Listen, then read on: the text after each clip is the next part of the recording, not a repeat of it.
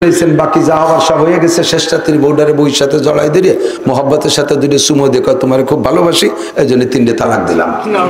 একেও কয় ভালোবাসার সময় তালাক দিলে না, তালাক দিলে না, আর রাগের সময় দিলে হবে না, তাই তালাক হবে কবে? কিছু কিছু মৌলবী কাঠমুল্লা 200 টাকা খাইয়ে এই সমস্ত জায়গা মিথ্যা ফতোয়া দেয়, রাগের সময় তালাক দিলে আছে না নাই? এর দুটি একটা মৌলবীরে পাইলে আমার কাছে নিয়ে আসবেন, পানিশমেন্ট দেবো ওই মাদ্রাসায় ফেলে। 200 টাকা খাইয়ে স্থায়ীভাবে একটা জিনার দরজা খুলে দিছিস, ওই পরিবারে যা হবে সমস্ত জিনা আর জিনার গুনাহ আর ওই হারামজাদা পয়দা দেবে সবগুলো তোর বস্তার মধ্যে ভরা হবে। লেখাপড়া কিচ্ছু জানে না, মসজিদে ইমামতি করতে যায় ফতোয়া দেওয়ার জন্য দাঁতে দাঁড় দিয়ে ঘুরিয়ে বেড়ায়, ঠোঁটে গ্রীষ্মায় তেল তেলে রায় যাতে তাড়াতাড়ি কই বেলান যায়। হ্যাঁ, তালাক দিয়ে এরপরে গেছে, যখন আমাদের কাছে আমরা বলছি তালাক হয়ে গেছে, কয় তারপরে খোঁজে যে কাগি কাছে গেলে এই তালাক হয় না শুনি, পরে শুনছে যে আহলে হাদিস আলারা কয় একবারে 3 তালাক দিলে তাতে 1 তালাক হয়। ওই জায়গায় যে শুনি এসে ফিরে বউ নিয়ে ঘর সংসার শুরু করে দিয়েছে। এ আছে না নাই? বউ হারাম, এখন যা করতেছে সব জেনা হচ্ছে, যা পর্দা হবে সব জারজ সন্তান। 1 তালাক দিলে 3 তালাক হবে কে? আপনি আমার কাছে এদিক তাকান, আপনি আমার কাছে 300 টাকা পাবেন, আমি নেওয়ার সময় বলছি আমি তো গরিব মানুষ, কষ্ট করে পারবো না, আমি 3 মাসে 300 টাকা দেব, 3 মাসে। তাহলে এইটাই আমার পরিশোধের জন্য একটা সুন্নতি তরিকা। জানুয়ারিতে, ডিসেম্বরে 100, জানুয়ারিতে 100, ফেব্রুয়ারিতে 100, এটা আমার সুন্নতি ওয়াদা অনুযায়ী সুন্নতি না? এখন যদি আমি টাকা পেয়ে যাই একবারে, যদি আপনারা 300 টাকা দিই তাতে তো 100 টাকা দেওয়া হবে।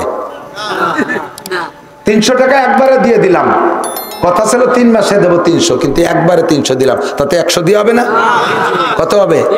তাহলে এখন 300 লিবার ও জায়গা 3 তালাক 1 তালাক হবে কে?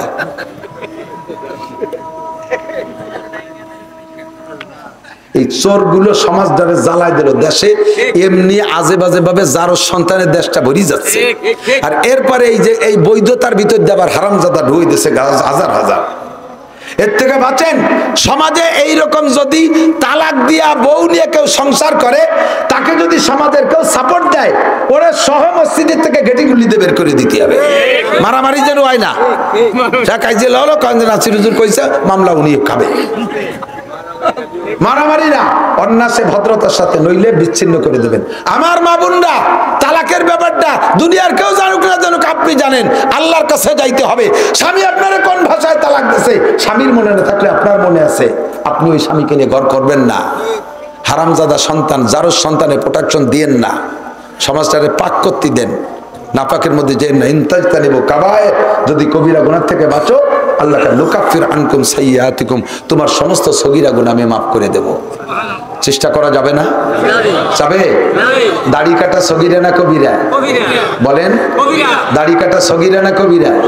দাড়ি একটুক একটুক ফিস ফিস করে খাইজুনি সাইজ রাখা, এটা তার চেয়ে বড় কবিরা, আকবরুল কাবায়ের। কারণ দাড়ি যে পুরো সাইজে ফেলে দেয় সে কবিরা গুনাহ মনে করেই আছে, আর যে একটুক একটুক রাখে সুন্নত মনে করে ও তার চেয়ে বড় অন্যায় করছে। যা সুন্নত না তার সে সুন্নত মনে করতেছে, এটা আরো বড় অপরাধ। দাড়ি রাখবেন সর্বনিম্ন, বাড়তে বাড়তে 1 মুঠ পর্যন্ত অতি দিতে হবে। অনেকে দাড়ি লম্বাই হয় না, ও না কাটলেও খাটোই ছোট ছোট থাকে, তাতে দোষ নাই, কিন্তু আগা ছাড়তে পারবেন না। হ্যাঁ, মেলা বড় হয়ে গেছে, জটমট পড়ে যার ভয় থাকে, নষ্ট হয়ে যায় ভয় পড়বে, সে থেকে আপনি 1 মুঠ ধরিয়ে নিচে টুক কেটে দিতে পারবেন। কিন্তু তার আগে যদি খাটো করে ফেলেন, এই যে বগল সাইজ একটু একটু, বগলও যেটুক দাঁড়িয়ে যেটুক, এই সাইজের ইমাম সাহেব নামাজ পড়াইলে তার পিছনে নামাজ পড়া মাকরুহে তাহরিমি, ওই নামাজ আবার পড়িয়ে নেওয়া ভালো। বুঝে আসছে কথা? এগুলো সব কবিরা গুনাহ। টাকলু সে প্যান্ট পাজামা পরা পুরুষের কবিরা গুনাহ, মহিলাদের টাকলুর উপরে কাপড় পরা কবিরা গুনাহ, মহিলাদের সারা শরীর ঢেকে রাখা ফরজ, শরীরে যে কোনো জায়গা বের করে পর পুরুষের সামনে যা কবিরা গুনাহ। আর পুরুষের টাকনুসিয়ে কাপড় পরা কবিরা গুনাহ, নাভি বের করে দিয়ে পাশা পিছ এপাশ ওপাশ খুলে দিয়ে প্যান্ট পরছে, লুঙ্গি পরছে, একের বুড়িটা নামাই দিয়ে কবিরা গুনাহ। এই কবিরা গুনাহ থেকে বাঁচেন, আল্লাহ তাআলা বাঁচার তৌফিক দান করুন। কষ্ট পেয়েছেন? আমি বুঝাইতে চাইছি এইটা নেকি তো কামাই করবই, সবচাইতে বড় ইনকাম হলো গুনাহ থেকে বেঁচে থাকা, গুনাহ পরিহার করা। চেষ্টা করা যাবে যুবকরা? যুবকরা যাবে চেষ্টা করা?